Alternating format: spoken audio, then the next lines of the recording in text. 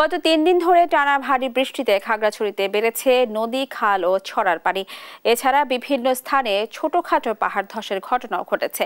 এই পরিস্থিতি নিয়ে বিস্তারিত জানতে সরাসরি যুক্ত হচ্ছেন আমাদের সহকর্মী অপু দত্ত।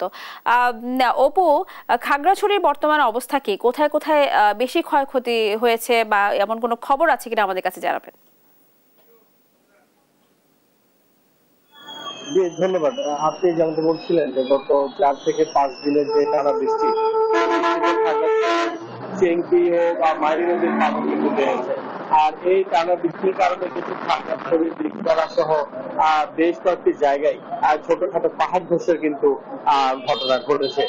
এর মধ্যে দিঘিনালা রাঙামাটি লংগদু সড়কে পাহাড় ধসের ঘটনা ঘটেছে। খাগড়াছড়ি লেন্সি বাজার সহ আশপাশে বেশ কিছু জায়গায় ছোটখাটো পাহাড় ধসের ঘটনা ঘটেছে।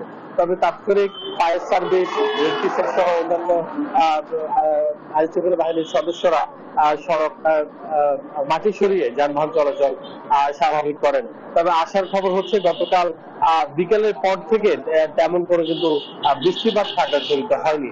এখন হয়তো একটু গুঁড়ি গুঁড়ি বৃষ্টি হচ্ছে, যার কারণে নতুন করে বৃষ্টিপাত পাহাড় ধসের সংখ্যা কিছুটা কমেছে বলা যেতে পারে। অন্যদিকে চেঙ্গি এবং মাইরি নদীর তীরবর্তী এলাকার কিছু এলাকা কিন্তু প্লাবিত হয়েছে। এছাড়া তেমন কোনো ঘটনা কিন্তু খাগড়াছড়িতে নেই। তবে ঝুঁকিপূর্ণ কিছু বসতিকে বেশ কয়েকটি আশ্রয় কেন্দ্রে আনা হয়েছে এবং গতকাল সেখানে প্রশাসনের পক্ষ থেকে খাবার সামগ্রী বিতরণ করা হয়েছে।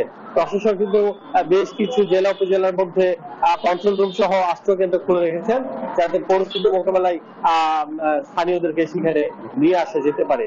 এলাকায় এলাকায় কিন্তু মাইকিং করছে পাহাড় ধস সহ বন্যা থেকে বাঁচার জন্য। তো সবকিছু মিলে বলা যায় যে এখন পর্যন্ত বড় রকমের কোনো পাহাড় ধসের খবর কিন্তু আমাদের কাছে এই ছিল খাগড়াছড়ির পাহাড় ধস এবং বন্যা।